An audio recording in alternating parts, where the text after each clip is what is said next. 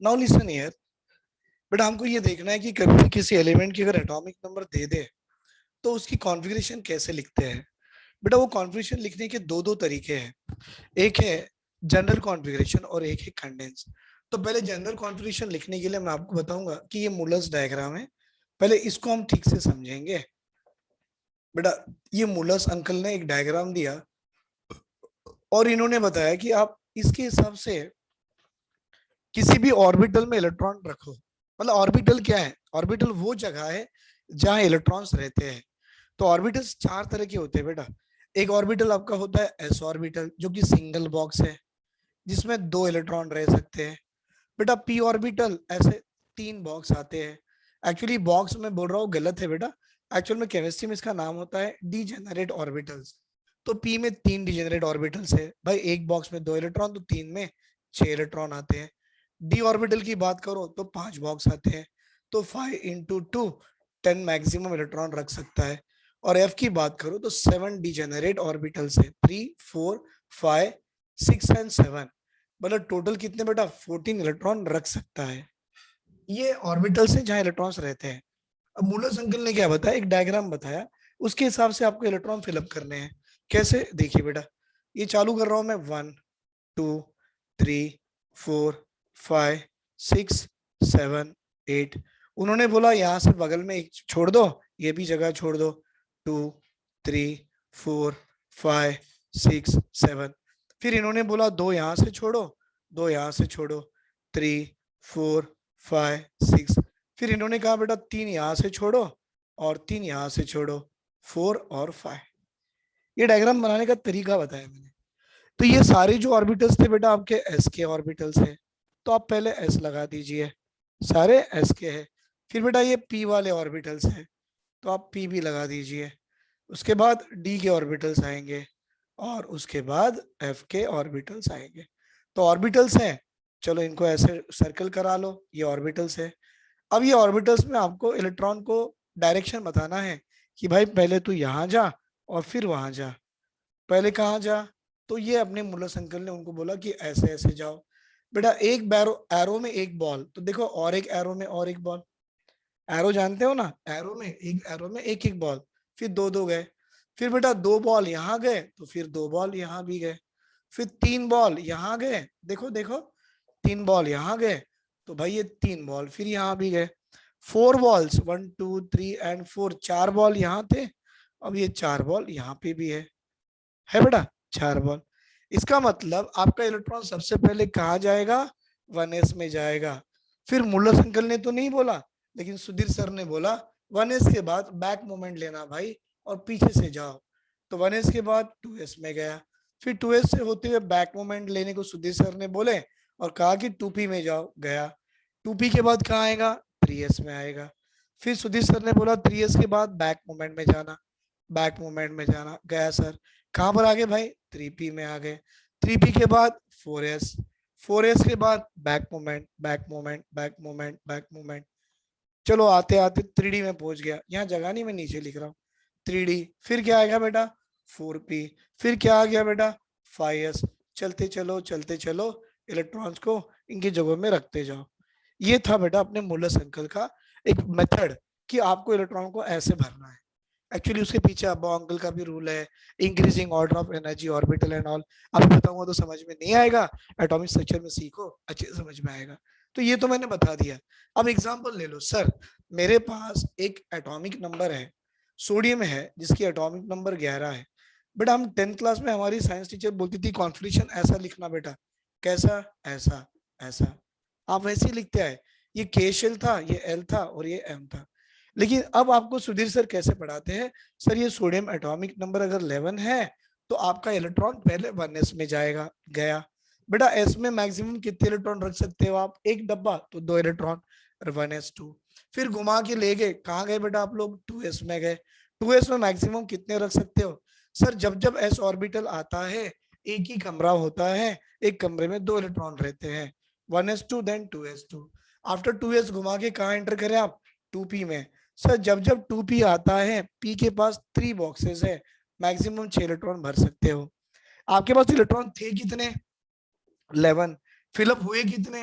2 + 2 4 + 6 10, बचा एक है। 2p के बाद कहाँ जा रहे? 3s। बेटा 3s में जगह तो 2 को रखने की है, आपके पास अवेलेबल एक ही है तो रख दिए। ये 1 का मतलब के शेल होता है, 2 इलेक्ट्रॉन, सही है। साइंस टीचर्स हैं 10th क्लास में, सही पढ़ाई।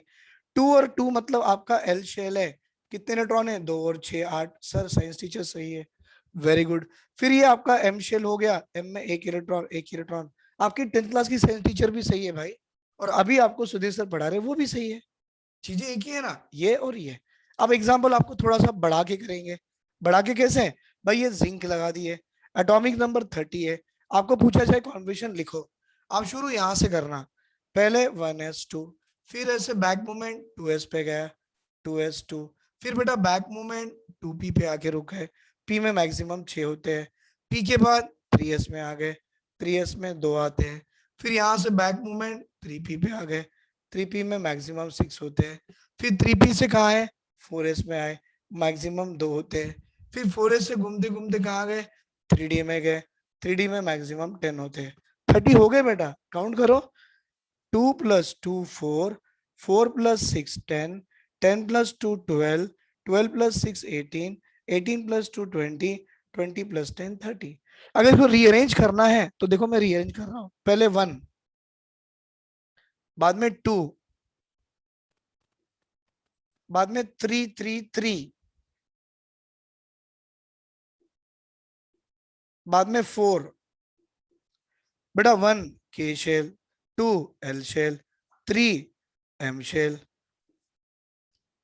N that is N shell. कितने इलेक्ट्रॉन बेटा? के में मैक्सिमम 2, फिर बाद में 2 कॉमा 8, 2 कॉमा 8 कॉमा 18, राइट बेटा? 2 कॉमा 8 कॉमा 18 कॉमा 32 आएगा, 32। अगर आप 4s 4p 4d 4f भरे तो 32 आ जाएंगे। एक्चुअली ये मैंने रीअरेंज करवाया, ये आपको क्या कराया बेटा? रीअरेंज करवाया, लेकिन कॉन्फ़िगरेशन तो ऐसी होती है ना, 4s के बाद 3d पे जाते हैं। तो आई होप बच्चों को कॉन्फ़िगरेशन लिखना आया होगा बेटा, वेरी गुड। चलो एक काम करो, ये कार्बन है, इसकी एटॉमिक नंबर 6 है, कॉन्फ़िगरेशन लिखो, शुरू हो जाओ। 1s2, फिर घूम के आए 2s2, फिर घूम के आए 2p2 is the general configuration of this element called as a carbon. बेटा ये तो जनरल था, कंडेंस भी सीख लेंगे। चलो स्क्रीनशॉट ले लो इसका, ले लिया? Very good very good very good. भाई ये जो आपने ये जो सीखा है ये जनरल कॉन्फ़िगरेशन से, किसी भी एलिमेंट की कॉन्फ़िगरेशन लिख के देखो, आपको मालूम पड़ जाएगा कि कैसे लिखते हैं। लेकिन आप जानते हो इसमें कंडेंस कॉन्फ़िगरेशन भी लिखने के लिए आपको एक छोटा सा ट्रिक होना पड़ता है।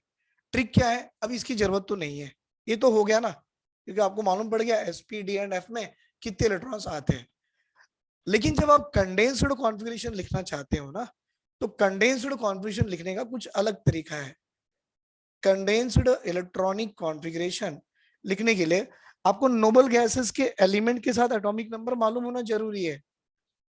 Helium, neon, argon, krypton, xenon, radon, अगर ये एलिमेंट आ जाए उसकी एटॉमिक नंबर 118 आती है।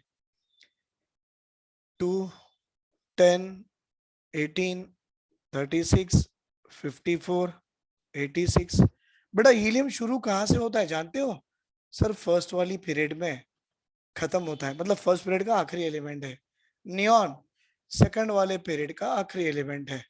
तो भाई ये थर्ड पीरियड से आ रहा, ये फोर्थ पीरियड से आ रहा, ये फिफ्थ पीरियड से आ रहा, ये सिक्स्थ पीरियड से आ रहा, और ये सेवेंथ पीरियड से आ रहा। ये तो आप भी जान गए हो, है ना भाई? Third period, fourth period, fifth period, sixth period और सेवंथ पीरियड। बेटा फर्स्ट पीरियड शुरू कहां से होता है? 1s, second period 2s, third period 3s, fourth period 4s, fifth period 5s, sixth period 6s, seventh period 7s। अब मैं आपको लिखना सिखाऊंगा, सुनो। पहले 10th क्लास में एटॉमिक नंबर 11 सोडियम की कॉन्फ़िगरेशन 2,8,1 टीचर पढ़ाती थी। फिर जैसे ही हम 11th क्लास में आ गए, हमारे सुधीर सर ने हमको 1s2, 2s2, 2p6, 3s1 लिखना सिखा दिया। आई होप आपको ये भी समझ में आ गया होगा। अब देखो सुधीर सर आपको और एक नई चीज सिखाने वाले हैं। क्या? बेटा ये नंबर किन दो नंबर के बीच में आता है? सर ये जो एटॉमिक नंबर 11 है ये आपको इन दो नंबर के बीच में आता है। किन दो नंबर के बीच में बेटा?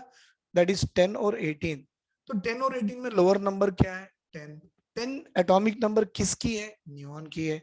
जिसकी एटॉमिक नंबर है उसको स्क्वायर ब्रैकेट में डाल दो, उसका सिंबल डाल दो, नीचे में नंबर लिख दो। लिख दिए। अब आपको नीचे ही आना पड़ेगा ना, 10 के बाद 11 तो नीचे ही मिलेगा।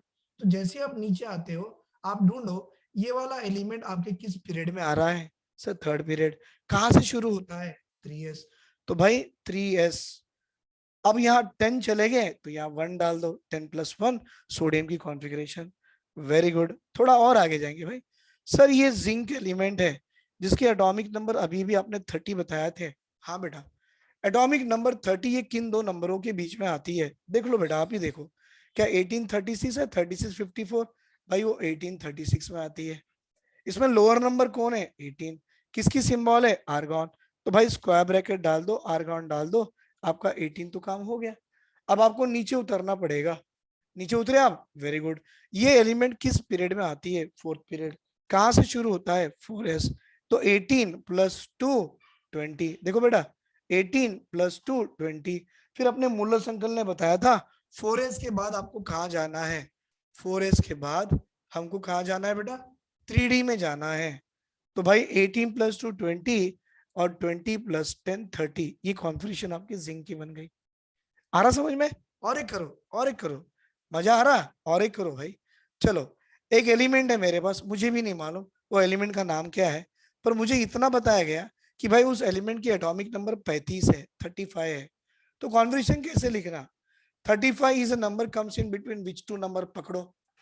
35 is a number comes in between 18 and 36। बेटा लोअर नंबर क्या है? 18। सिंबल क्या है? आर्गॉन। आर्गॉन मतलब 18 आने के बाद आपको नीचे आना पड़ेगा। ये एलिमेंट किस पीरियड से शुरू होता है? Sir it start from fourth period, मतलब 4s से शुरू हो गया। 18 + 2 20, 20 + 10 30।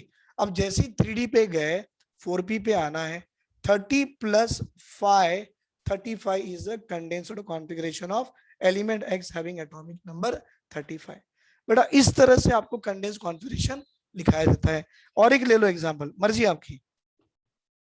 x is the element having atomic number 49। पकड़ो, अच्छा है ना नंबर 49? वेरी गुड भाई। 49 पकड़े तो नंबर 49 किस दो नंबर के बीच में आ रहा है? आप ही सोचो। 49 is a number comes in between 1836 ना, 36 54 लोअर नंबर 36 है। बस ब्रैकेट में क्रिप्टॉन को डालो, उसकी नंबर 36 डालो। अब आपको नीचे आना है। ये एलिमेंट किस पीरियड से शुरू हो रहा है? Fifth period. Start from 5s। 5s से स्टार्ट होता है। तो 36 + 2 38। मुलर्स डायग्राम में 5s के बाद कहाँ जाना है? Back movement, back movement Sudhir sir ने बोला था। 4d पे आ गए। Right sir, 4d 10।